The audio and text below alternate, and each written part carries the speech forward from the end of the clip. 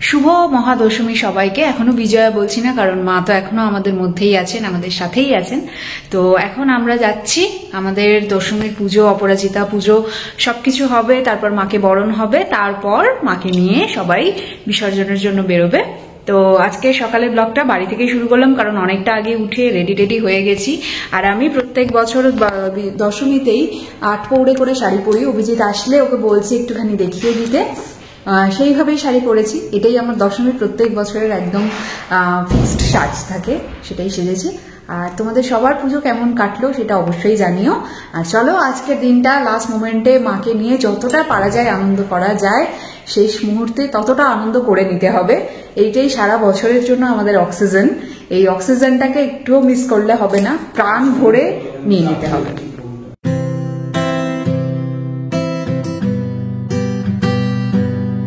মুখটা আমার মাধুরীর হাসি কি, বিসর্জন যাবে দেখছি, জিনিস নিয়ে নিও। ওই ফার্স্ট বছরই গেছি, তারপরে আর আমরা যাইনি।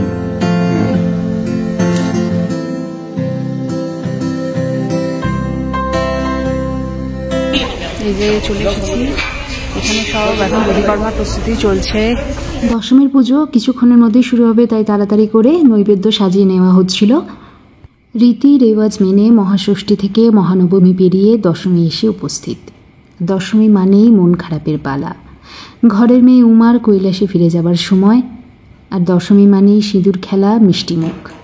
আমাদের নৈবেদ্য সাজানো হয়ে গিয়েছে, এখন মায়ের সামনে সেই নৈবেদ্য অর্পণ করে দেওয়া হবে।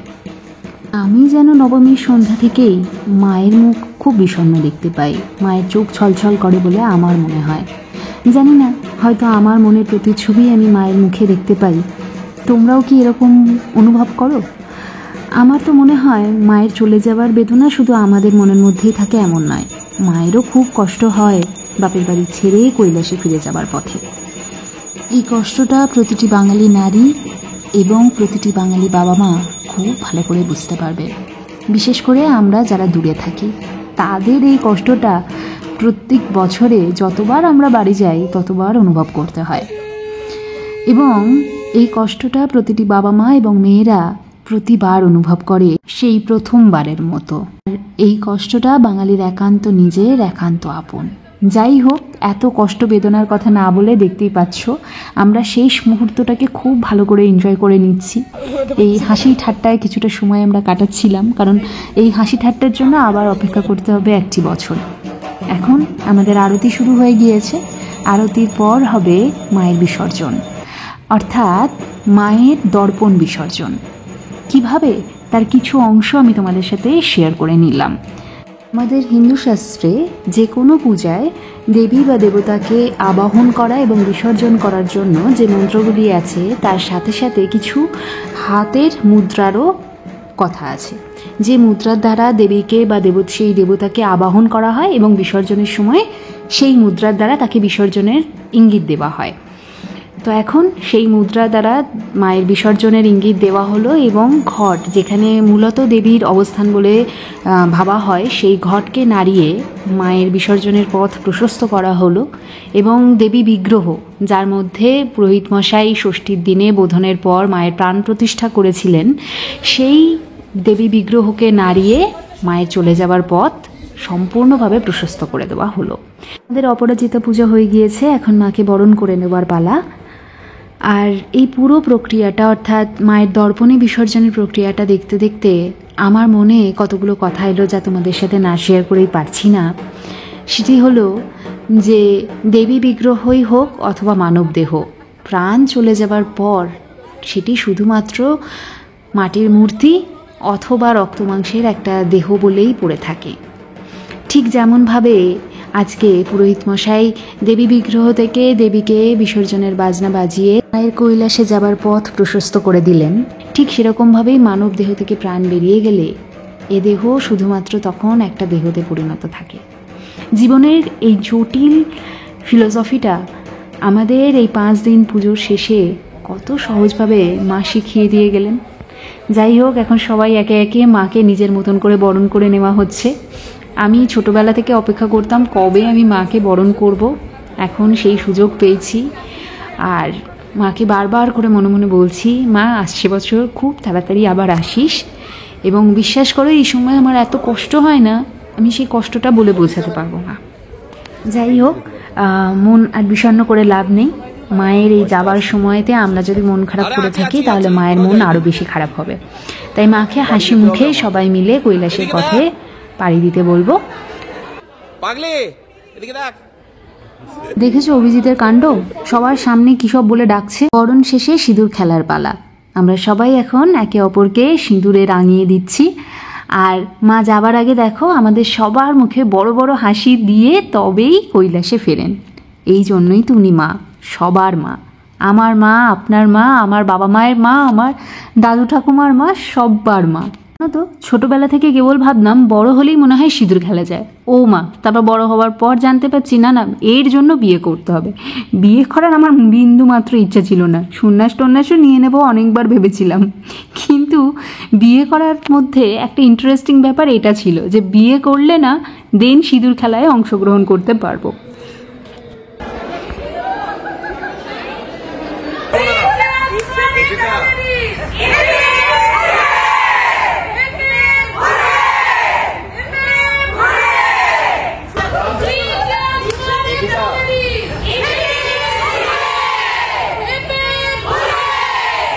আমরা কেন হাসছিলাম জানো? সবাই মিলে শুভ বিজয়া জানাবো তোমাদের সবাইকে, কিন্তু তার মাঝখানেই লোকজন এসেই যাচ্ছে, যার ফলে না আমাদের ফটো তোলা হচ্ছে না আমাদের প্রপার ভিডিও হচ্ছে।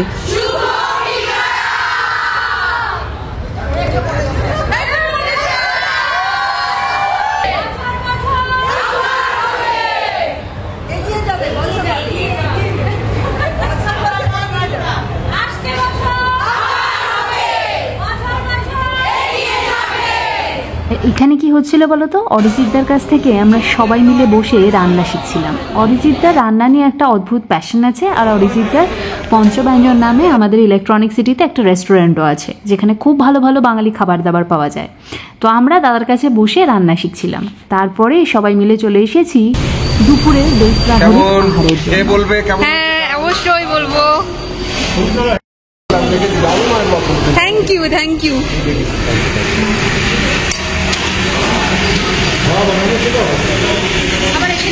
না আর নেবও না, অনেকটা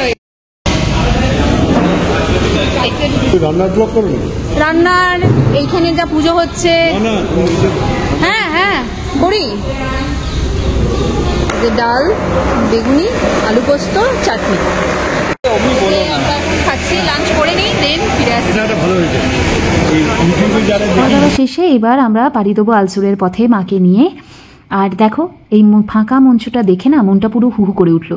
দুদিন আগেই এখানে কত আলো রোশনাই, কত রেডি হয়ে চলে এসেছি, ড্রেস চেঞ্জ দশমীর, এবার বিসর্জনের ড্রেস পরা হয়ে গেছে।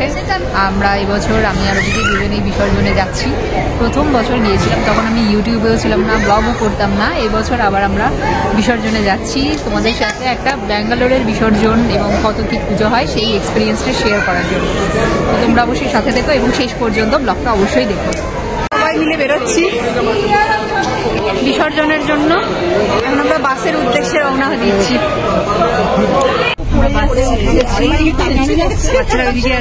আমাদের বিসর্জন শুরু হয়ে গেছে। আমি, দীপদা, শৈবলদা তিনজনে, আমরা তিনজনে একসাথে এর মধ্যে যেতে যাচ্ছি। এদিকে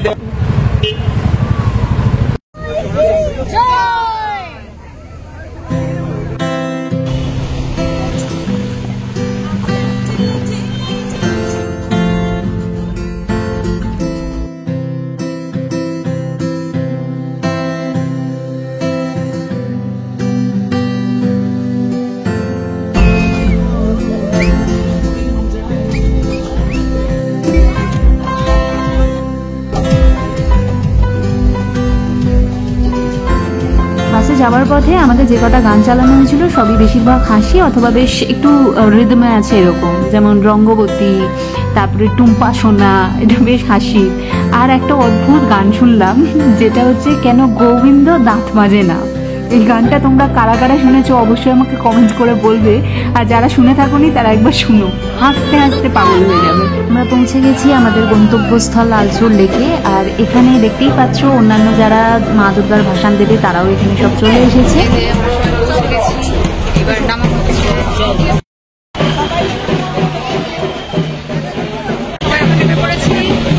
এইবার তোমাদের দেখাবো এখানে কত দুর্গাপুজো হয় আর তার কত লাইন পড়ে।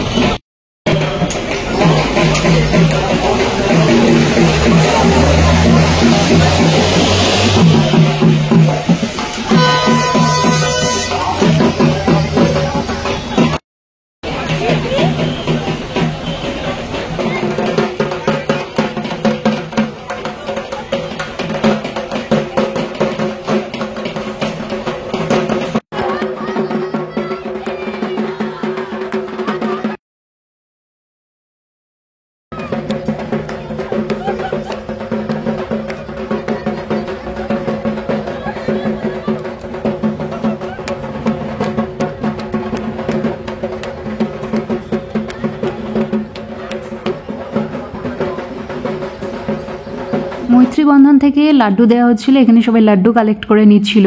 আর মৈত্রী বন্ধন থেকে যে শারদ সম্মান দেওয়া হয় সেখানে আমরা 3টে প্রাইজ পেয়েছি। তার মধ্যে প্রথম প্রাইজ হচ্ছে সেরা সাবেকি দুর্গাপুজো। এবছর ব্যাঙ্গালোরে থিম পুজোর প্রচুর চল, আর আমাদের পুজো একেবারে সত্যি সত্যি সাবেকি ঘরানায় হয়, নিয়ম কানুন আচার অনুষ্ঠান মেনে। আমাদের কোনো থিম পুজো হয় না। আমাদের পুজো নিয়ে সত্যিই গর্বিত, কারণ আমি ব্যক্তিগতভাবে খুব একটা থিম পুজোর পরিপন্থী নই। সাবেকি পুজোতে অনেক বেশি মাকে আত্মীয় হিসেবে আরাধনা করা হয়, অন্যান্যরা করেন না, আমি সেটা বলছি না, কিন্তু সাবেকি পুজোর না আলাদা একটা বাঙালিয়ানা আছে, যেটাকে আমি সত্যি খুব এনজয় করি। এছাড়াও মৈত্রী বন্ধনের শারদ সম্মানে আরও 2টো ক্যাটাগরিতে আমরা প্রাইজ পেয়েছি। সেটা হচ্ছে স্পেশাল অ্যাওয়ার্ড টেম্পল দেখো থেকে আমরা 2nd প্রাইজ পেয়েছি। এছাড়াও সেরা হসপিটালিটি বা সেরা আতিথেয়তায় আমরা 2nd প্রাইজ পেয়েছি। এখন সেই ক্ষণ উপস্থিত, অর্থাৎ দেবী প্রতিমাকে জলে বিসর্জন দেওয়া হচ্ছে। ডান, এখন আমরা বাড়ি ফিরছি। এখন তোমাদেরও বলতে পারি যদিও বাড়ি ফিরে ভালোভাবে বলবো, কারণ এখানে কতটা কি শুনতে পারবে আমি জানি না।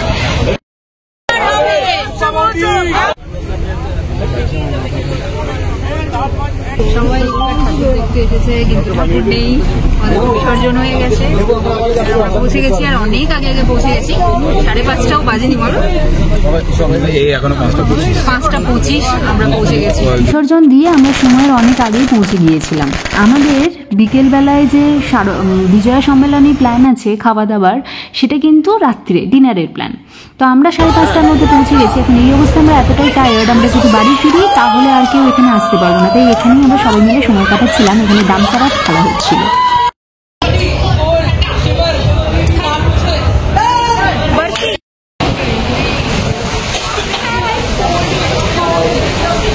প্রচন্ড জোরে বৃষ্টি হচ্ছে, আমরা এখানে হালকা বৃষ্টির ঝাঁটে ভিজছি, আর সবাই মিলে ডান্সার খেলা হচ্ছিল, যেটা বন্ধ হয়ে গেল। তো এই হচ্ছে আমাদের বিজয়া দশমীর সন্ধ্যেবেলা।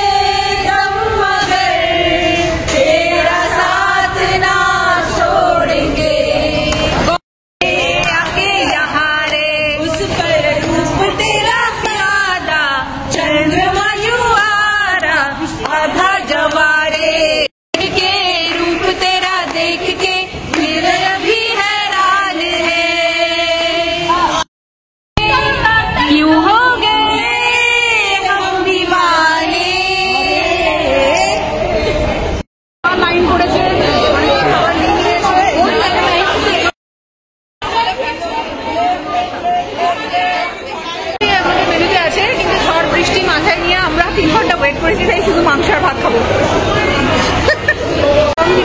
জন্য এরকম লাইনে দাঁড়াতাম, বহুদিন পর আবার লাইনে দাঁড়ানোর অভিজ্ঞতা হচ্ছে।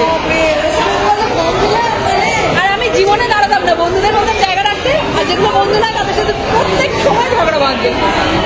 আমাদের মেনুতে কিন্তু অনেক কিছু ছিল, ভাত, ডাল, ভাজা, পনিরের তরকারি, চিকেন, মাটন, চাটনি, পাঁপড়, কিন্তু আমি তার মধ্যে শুধু মাটন আর ভাতই নিয়েছি। আর আজকের এই ব্লগটা এখানেই শেষ করছি। সবাইকে জানাই শুভ বিজয়ের অনেক অনেক শুভেচ্ছা, ভালোবাসা, অভিনন্দন।